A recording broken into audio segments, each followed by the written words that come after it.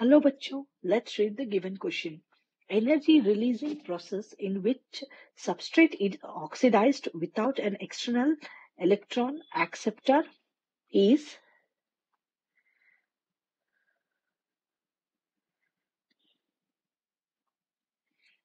A.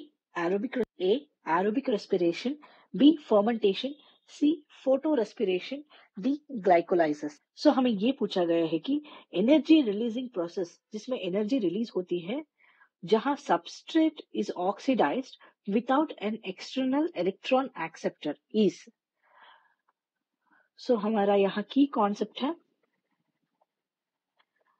Respiration, क्योंकि यहाँ question में मेंशन किया है that is it is a energy releasing process, यानी if it is energy releasing process है सो डेफिनेटली ये एक पार्ट ऑफ द रेस्पिरेशन है। और रेस्पिरेशन में दो तरह की होती है, one is aerobic and another one is anaerobic. So aerobic process में क्या होता है?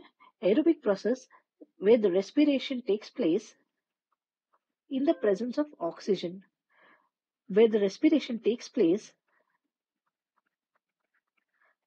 absence of oxygen. So यहाँ ये क्वेश्चन में दिया गया है कि substrate is oxidized without an external electron acceptor. So it is oxidized without an external electron acceptor. इसका मतलब है जब भी हमारा बॉडी में कोई मेटाबॉलिक प्रोसेस होता है like respiration, the O2 is an external, यहाँ ऑक्सीजन रोल प्ले करता है in giving electrons to the process. So इससे क्या होता है, इलेक्ट्रॉन एक्सेप्टर्स होते हैं। जब भी there is no oxygen then there are no electrons और there is no electron acceptors. So ये हुआ एनारोबिक रेस्पिरेशन। एनारोबिक रेस्पिरेशन किसमें होता है? That is fermentation. Fermentation is a process where the alcohol is produced from the substrate, यानी glucose यानी sugar या glucose etcetera,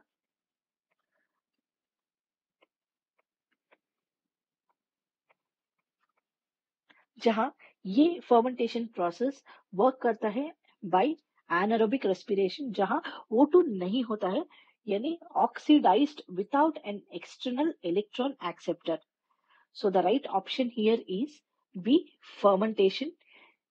यहाँ एरोबिक रेस्पिरेशन में, फोटो रेस्पिरेशन में एंड ग्लाइकोलाइसिस में सभी में ऑक्सीजन एंड इलेक्ट्रॉन एक्सेप्टर्स होते हैं जो हेल्प करते हैं रेस्पिरेशन परफॉर्म करने के लिए, बट फर्मेंटेशन में ऑक्सीजन इन्वॉल्व नहीं होता, इसलिए it is in without an external acceptor.